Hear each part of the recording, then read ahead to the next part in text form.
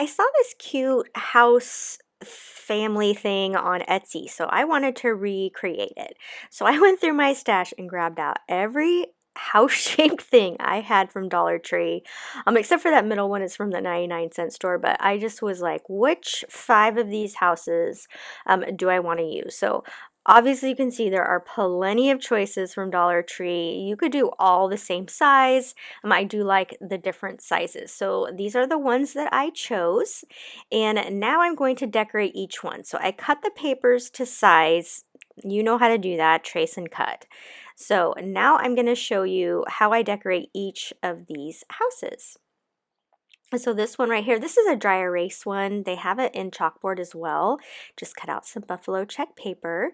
I popped off the piece there, the base, because it just wasn't going to work with this project.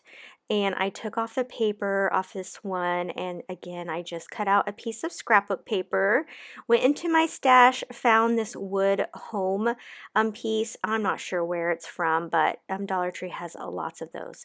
So for this one, I like the scheme of black and white and then natural wood. So that is the theme I'm going with here.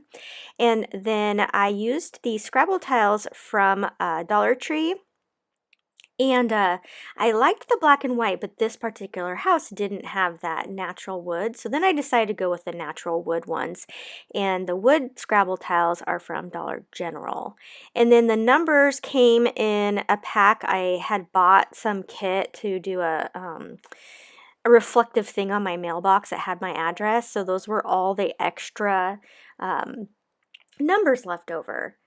Then, so this is a frame from Dollar Tree. I took the glass out and then I cut another buffalo check piece of paper. You could add the glass back in. I chose not to. I wanted this to look a little, I don't like the look of the glass.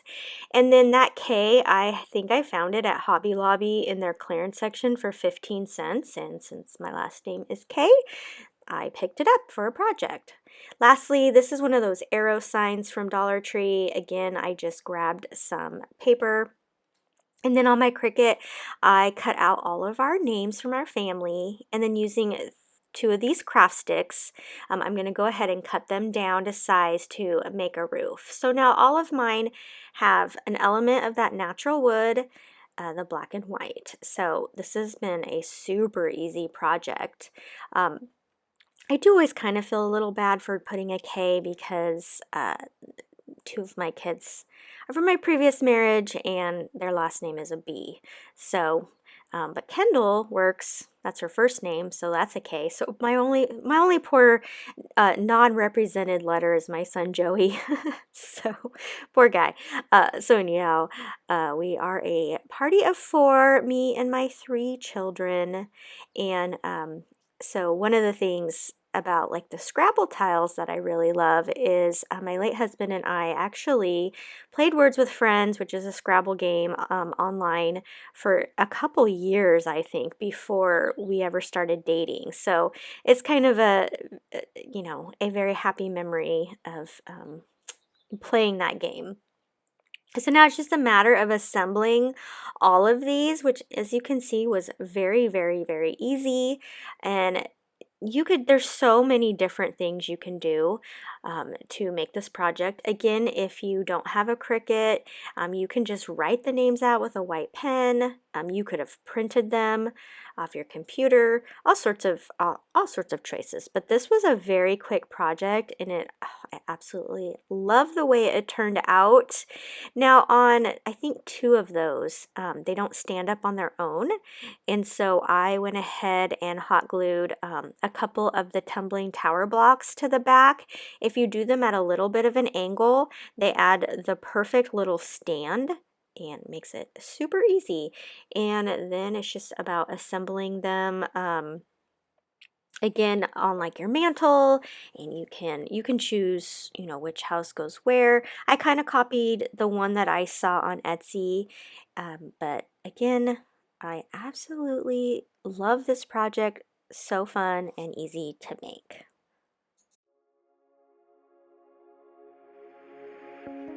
Me and my friends are waiting in line, sharing one last blue camel.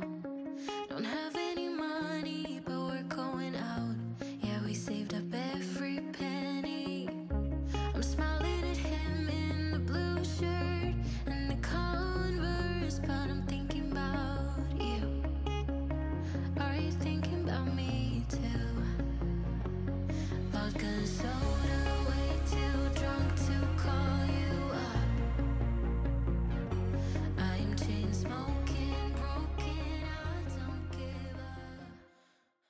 I grabbed this big wood chicken from Michael's in their spring section, and I was like, I know I'll do something farmhouse with it. So I'm just taking a piece of printer paper and I'm just kind of pushing it around the edges there so I know where I can write. And what I was thinking was, I was going to put Grandma's chicken noodle recipe on this chicken here. I ended up not writing grandma. I don't know why, but so I took a chance here and I wrote in cursive, which I haven't done in a very long time. And then so here's the piece that I did. I wrote it in pencil in case I made a mistake. So then I just copied it. I scanned it in on my computer and then I printed it out on this like ivory colored piece of paper. It was like resume paper. And then plus now it can't like smear because it's not pencil any longer, and you can make it as dark as you want. So again, now I'm going to kind of do the same thing again by pushing it over the edges. And then I'm going to take my water pen and go along the edges that I want to tear, and then I will tear this. Now Dollar Tree does carry these. This particular one I already had from another craft company, but I know Dollar Tree has them. You just fill it with water and squeeze it, and then it gets the water onto your paintbrush. Or you can just use a paintbrush and dip it into water. Anyhow, it makes it really easy to tear and makes it so you only tear where you wanted to tear and you don't accidentally like tear into the recipe. And so once I get this all torn, I go into my paints and try to find the closest color, and it was ivory, a chalk paint by Waverly. And then I will go ahead and paint my whole chicken here with that same color.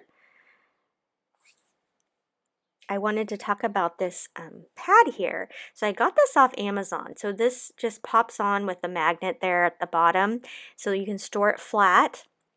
You pop it up and you put your water in it, and then you can see how it has little like ridges down in the bottom. So when you're wiping off your paintbrush, you can kind of rub it on there and get the paint off your brush. You see there's like 3 little holes on each side, so you can set your base of your brush in there. As you can see, I'm able to put my paints up at the top there, and this is a silicone mat, so it just washes right off. So now that step right there is I was putting Mod Podge down, so I will go ahead now and Mod Podge that. You can see it's a really good match. So then I go ahead and put the Mod Podge over the whole thing. Now it did get bubbly, and so I'm trying to push as many bubbles out as I can. And I was like trying to remember what the technique is. I learned so many techniques, and then by the time I use it again, I'm like, what was it? So off camera, I remembered it was to use your heat gun while it's drying. And as soon as I put that heat gun over the bubbles, they immediately went away. So I was like, oh yeah, that was it. So here you can see I got it nice and flat. Now I'm taking my chip brush here, and I'm using some of the Waverly Antique Wax, and I'm going to go around the whole chicken here and put it against the edges, and then I'll start kind of using some more of it to distress around the recipe. And I was really hoping to just make this look like it was an old recipe on this chicken. And what's so cute is my daughter, she's almost 9, and she absolutely loved this project. She said she wants to hang it in her room, and I just thought that was so funny because I wouldn't think this would necessarily be something she would want. And by the way, it's not like my grandma's recipe. I just Googled a recipe and wrote it on there. But I just thought it was so cute that she really enjoyed this project. But I think it would be such a cute addition to your kitchen. So I'm I also want to take a second here and invite you over to my Instagram page. It's $__mom. I share a lot of organization tips, home tips, all sorts of things over on that page. And it's just it's a place you can get to know me a little better, and you can always DM me and ask me any questions, and I will happily answer them. I got this wreath form in my Michael's grab bag last year. It's in the spring section. and it already has these pipe cleaners like attached to it. And I really have never made a wreath like this. I have these two ribbons also from Michael's Grab Bags. They're Christmas ones. If you go to the Christmas after sale, these two are always on the clearance. And so I was like, okay, let's use some stuff up that I have. And I looked up wreaths like this to kind of get an idea of how you make them, and I didn't know what to call it, so I didn't know how to Google it. So I was like, I'm just gonna try something out. So what I do is, you see there, I took both ribbons and I just kind of pinched it together, and then I'm securing it with one of the pipe cleaners, and I'm gonna do this all the way around, just kind of make loops. So what I thought was strange is how these are like where the pipe cleaners are, like how do they come up with, because they're not symmetrical. They're not, there isn't like every 3 inches there's one. It's kind of random. So this is me like trying to figure it out, and I was definitely going to share it with you. Maybe you've made a wreath like this before and you have some tips, because I think I have 2 more of these wreath forms, and I was just like, I've never seen ones like this. So again, I'm just going to make a bunch of loops all the way around, and I was seeing it here, and I was like, this is gonna definitely have empty spots. Maybe you use more ribbon, like instead of just 2, maybe you use like 4. I wasn't quite sure. So I'm testing it out here. Once I go all the way around here, I'm trying to remember what I did next. Okay, I remembered. So then I'm going to start fluffing these out. So I'm going to go in opposite directions. So I'm going to do buffalo check to the outside, then buffalo check to the inside. I'm going to go all the way around. And you can see now it's starting to fluff out and look much better. Then I'm going to go ahead and cut all those pipe cleaners down. I thought maybe I might use them, like put more stuff in them, but they're getting in the way. So I go ahead and cut them down. So then I decide I'm going to dovetail some more ribbon here and cut a strip. I end up cutting it 8 inches, and I just cut a bunch of these. And then I pinch them in the middle and attach them down with half of a pipe cleaner. So at first, when I tried this, I just did the 2 ribbons here, as you see. And I realized that's just not going to be full enough. So I go ahead and I cut them all this way, and then I take 2 of each color. So I will have 4 ribbons each time that I adhere or put them down with the pipe cleaner. So again, I'm just going to pinch that middle, add a pipe cleaner, and then add it to the wreath form. So I just added as many of these as I thought it needed to fluff this whole wreath out.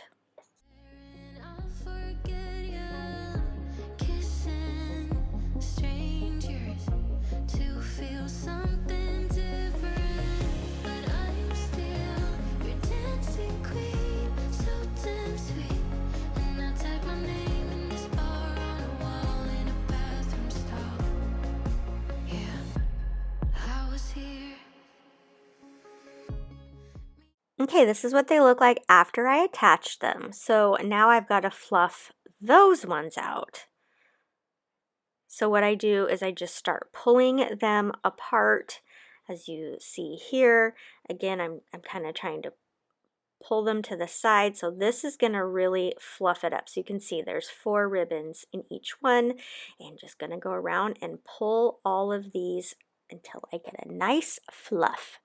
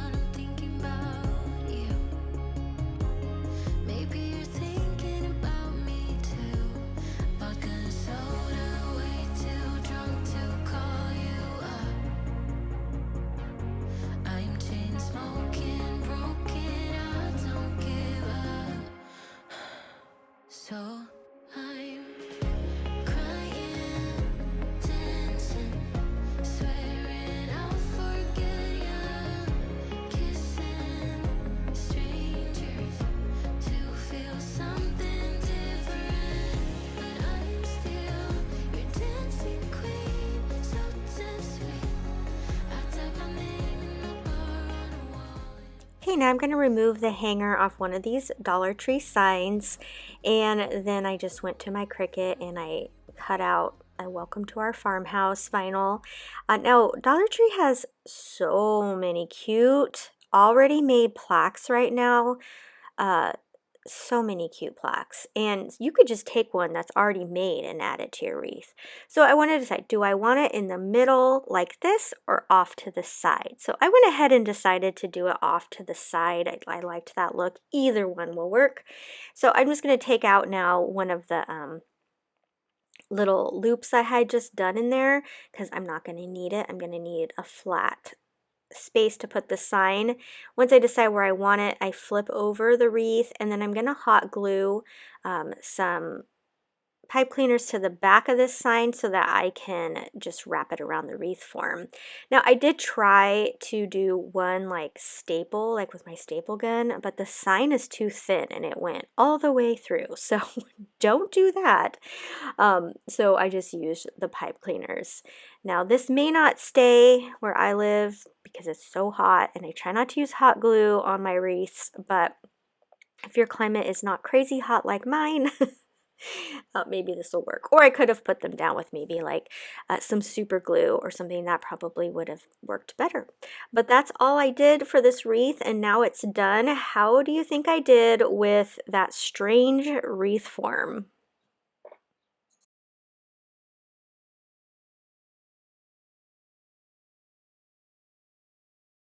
I really hope you enjoyed these projects today. Make sure you subscribe so you don't miss any of my other videos. Until next time, happy crafting!